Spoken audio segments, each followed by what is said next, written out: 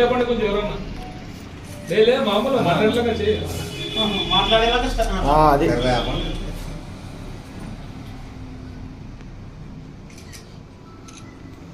గారు మా ఎమ్మెల్యే గారు చిల్లర రాజకీయాలు చేయరు, ఇటువంటి చిల్లర చేష్టలు చేయరు. ఆయన గౌరవంగా రాజకీయాలు చేస్తారు. ఎన్నెన్నో అభివృద్ధి కోసము ఎంత పాటుపడాలో, ఎంత కృషి చేయాలో అంత కృషి చేస్తారు. కాబట్టి వైసీపీ పార్టీ ఇప్పటికైనా ఇటువంటి చిల్లర నాయకుల్ని అదుపులో పెట్టుకోండి.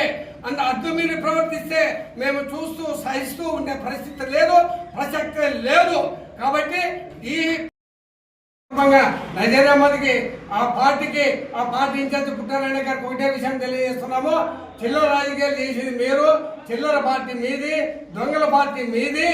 మరి మీరు చేసినటువంటి అరాచకము అల్లరి మూలంగా ఒక ట్రైబల్ ఎస్ఐ గారి మీద మీరు దాడి చేసి ఆయన కేసు పెడితే ఆ కేసు తెలుగుదేశం పార్టీ కానీ ఎమ్మెల్యే గారు కానీ ఏ విధమైన సంబంధం లేదు.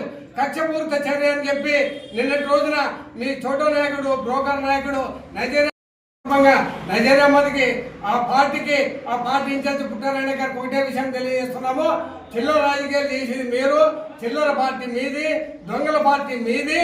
మరి మీరు చేసినటువంటి అరాచకము అల్లరి మూలంగా ఒక ట్రైబల్ ఎస్ఐ గారి మీద మీరు దాడి చేసి ఆయన కేసు పెడితే ఆ కేసు తెలుగుదేశం పార్టీ కానీ ఎమ్మెల్యే గారు కానీ ఏ విధమైన సంబంధం లేదు.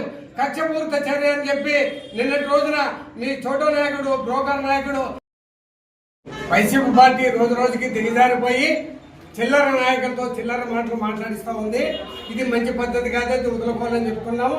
నిన్నటి రోజున వైసీపీ నాయకుడు, చోటా నాయకుడు నజీర్ అహ్మద్ మా గౌరవ ఎమ్మెల్యే గారి గురించి అవాకులు చవాకులు పెరగడం జరిగింది. ఆయన ఎమ్మెల్యే గారికి హితబోధ చేయడం జరిగింది. చిల్లర రాజకీయాలు మానుకోవడం మాట్లాడడం జరిగింది. వైసీపీ పార్టీ రోజు రోజుకి దిగజారిపోయి చిల్లర నాయకులతో చిల్లర మాటలు మాట్లాడిస్తూ ఉంది. ఇది మంచి పద్ధతి కాదని వదులుకోవాలని చెప్పుకున్నాము.